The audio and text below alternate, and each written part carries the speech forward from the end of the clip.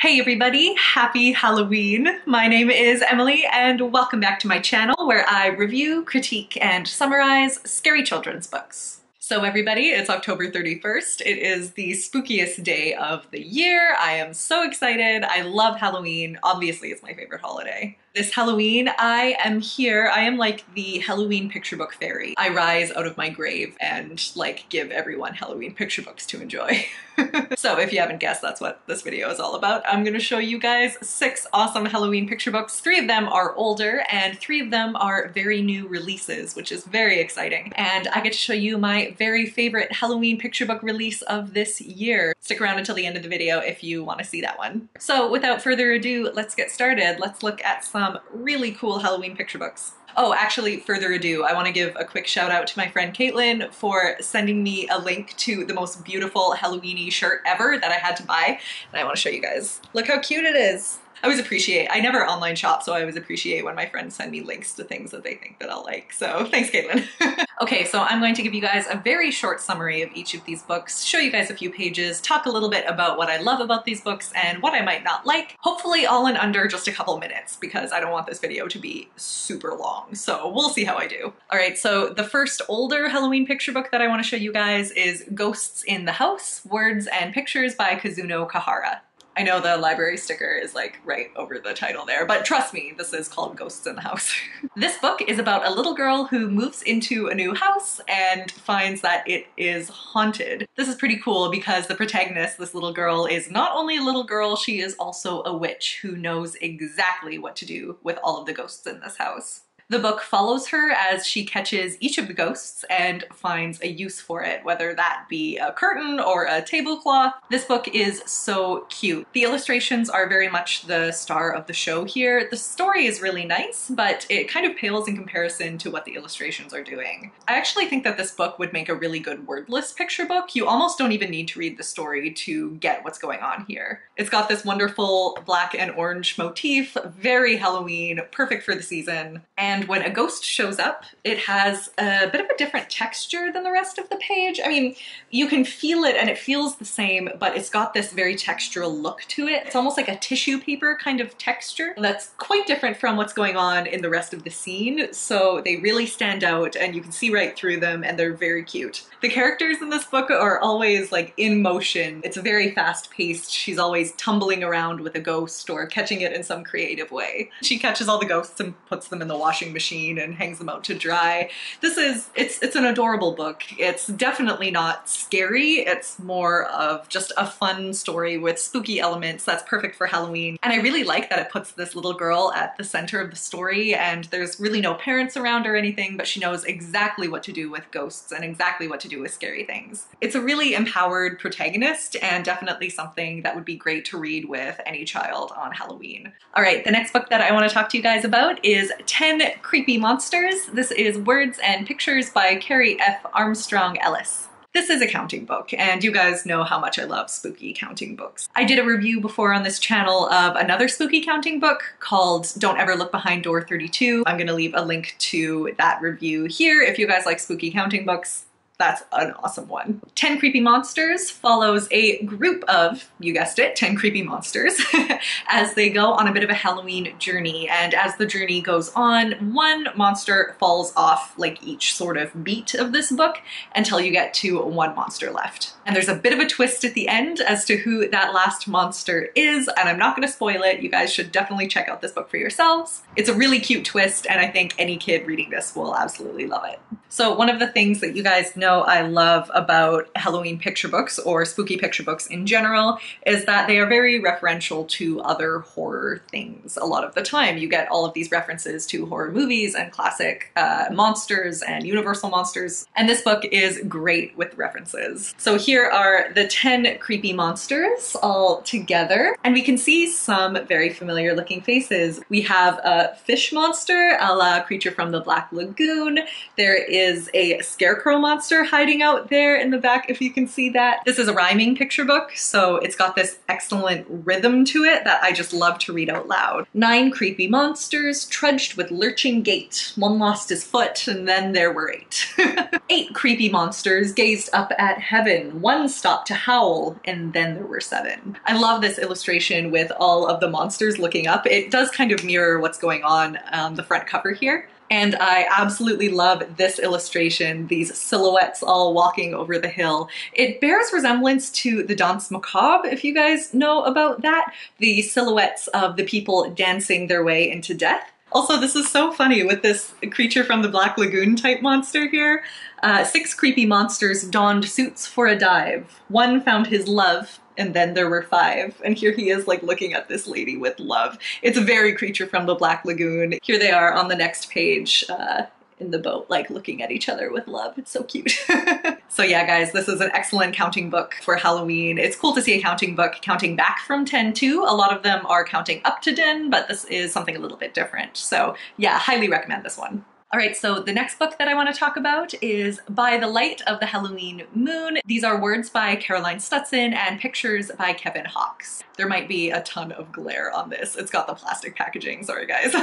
So this is a book about a kid who is sitting on their porch at night, tapping out a tune with their toe. And by the light of the Halloween moon, there are a bunch of creatures that come up underneath this child to try and grab their toe.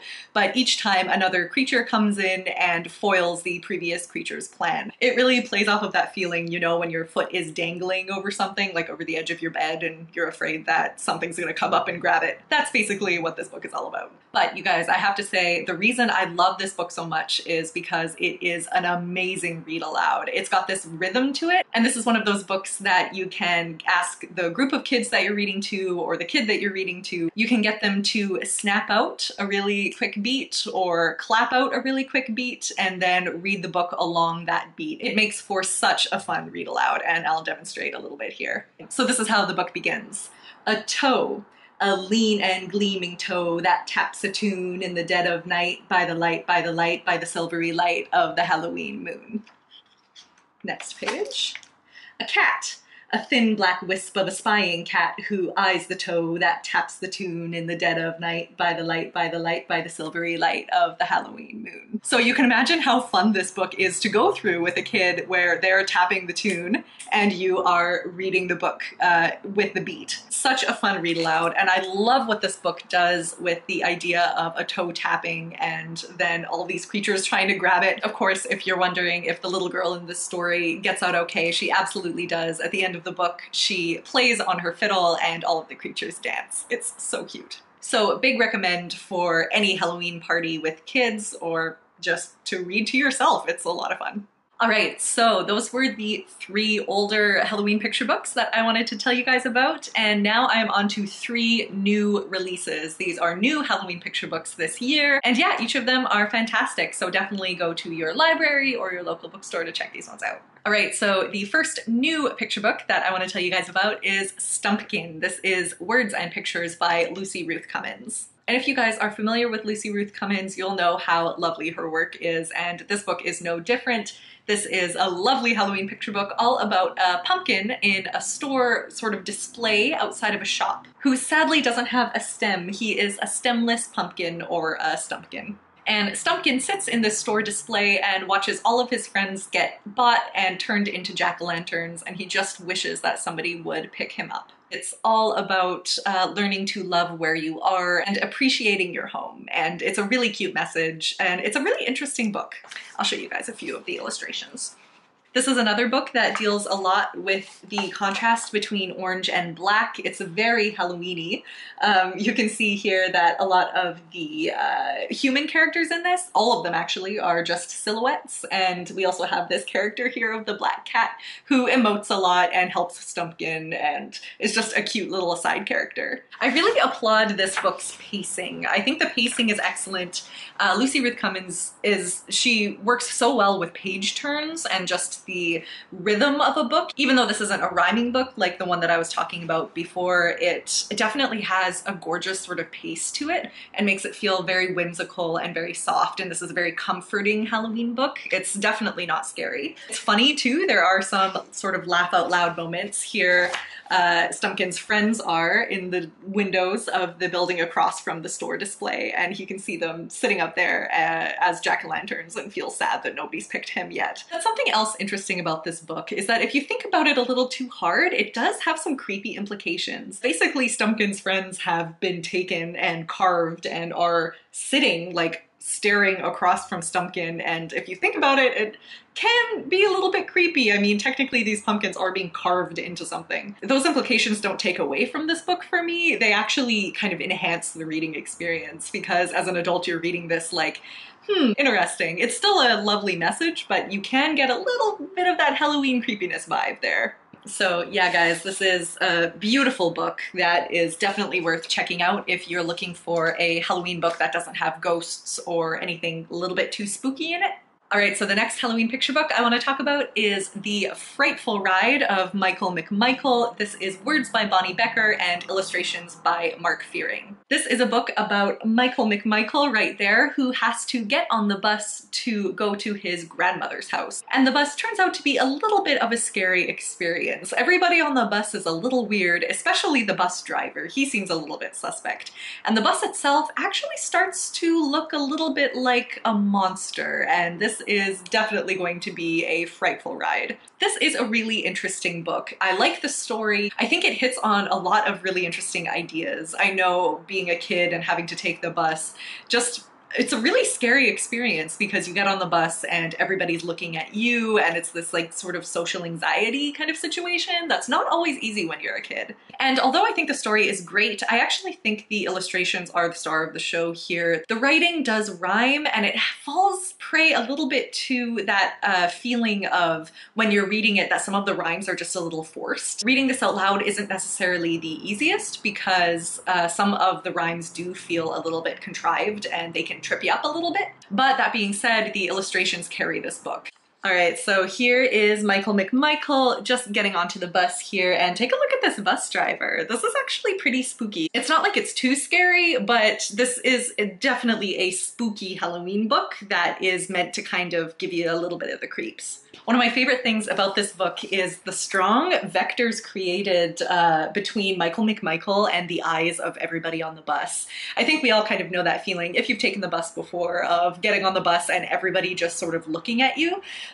This is definitely something that the illustrator has played with here. So it's this idea that everybody is constantly looking at Mcmichael and of course staring at each other. So check out this page with all these little vignettes on it. So here we have all of the people on the bus kind of checking each other out, as people do on the bus, just kind of like sizing each other up. And of course, here's that spooky bus driver again. Like, this is a pretty scary character. But of course, because this is a spooky picture book, the child, Mcmichael, definitely has the edge over all of these people. And as you find out throughout the book, that the bus is actually a monster and that the bus driver is driving Mcmichael to certain doom, you find out that he has the key to getting out of this situation right in the basket that he's holding. And I won't spoil exactly what that is, but it's awesome. And it's another example of the kid character becoming more powerful than the monsters by virtue of having a little bit of a monster in them themselves. Anyway, guys, this is an awesome book. It's very classic, spooky picture book. There are some creepy images in this, and it's a lot of fun to read around this time of year.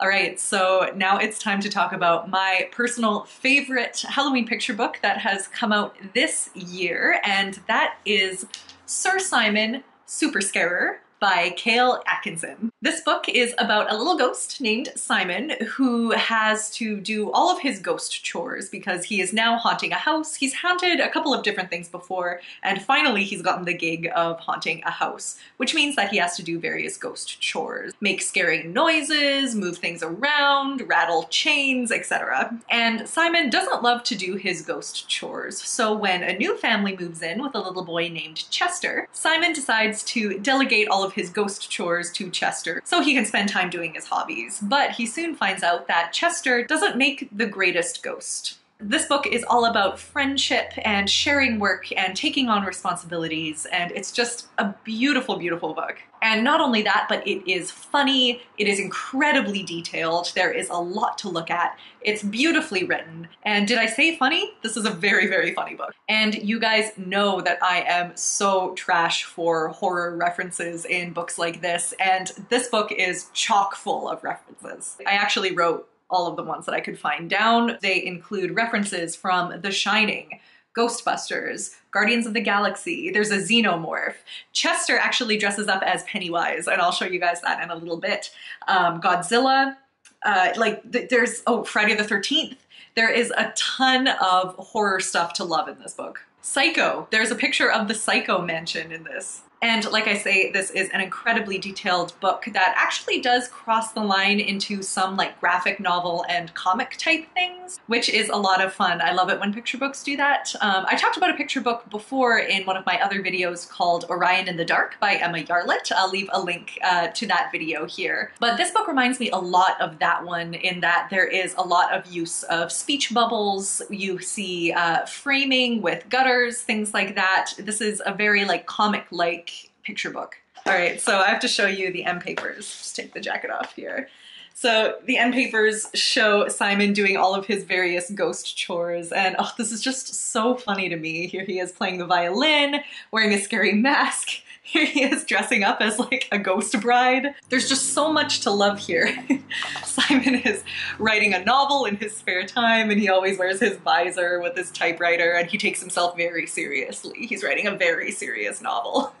I just love this double page spread. This is right where Chester meets Simon, and you can see that here's Chester just like saying all of these things and totally overwhelming Simon, who is like squished up against the speech bubbles here.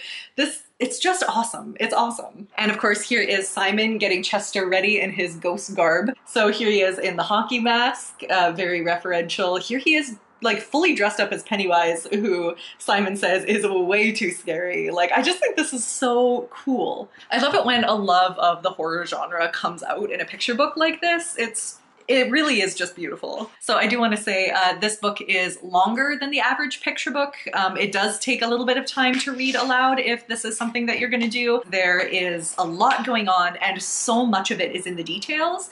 And if you're reading to a group of kids, it can be hard for them to pick out all of the little details that make this book so exciting. That being said, the base story is still a lot of fun. So even if you can't pick out those little details, it's still a really fun ride, and it's very funny and just great.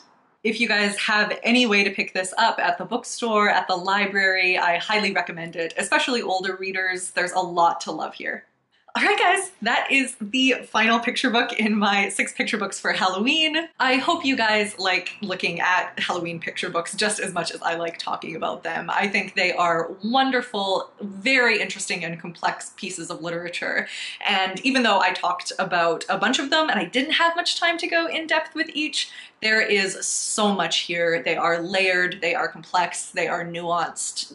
There's a ton to talk about. And I just love doing these kinds of videos. Showing you guys the pages and doing a little bit of reading is so much fun for me. So thank you guys so much for watching. It means a lot that you're willing to sit here and talk about kids' books with me for, you know, however long this video is going to be on Halloween. Cool, guys. So if you like the video, go ahead and give it a like. And like I say, let me know in the comments below any thoughts that you have. If you're new here, you can go ahead and click the subscribe button. I will be here doing scary kids book reviews and videos like this for the foreseeable future. Not just Halloween. Halloween is like kind of all year round in my world. And if you want to follow me on social media, the links are in the description below. I put all of my TBRs on Twitter and talk a lot more about horror and stuff over there as well. Cool, guys. Well, I hope you have a wonderful and a safe Halloween. Enjoy all the candy that you can possibly get your hands on. I should say that I'm filming this a bit ahead of time, so it is actually still Halloween weekend for me. Tonight I'm going to a showing of the Rocky Horror Picture Show. That is a Halloween tradition for me. I go absolutely every year. And then on actual Halloween, I am looking forward to carving some pumpkins and watching some movies with my partner. It's gonna be a lot of fun. All right, guys. Well, thank you so much again, and happy Halloween, and I will see you guys next time. Bye.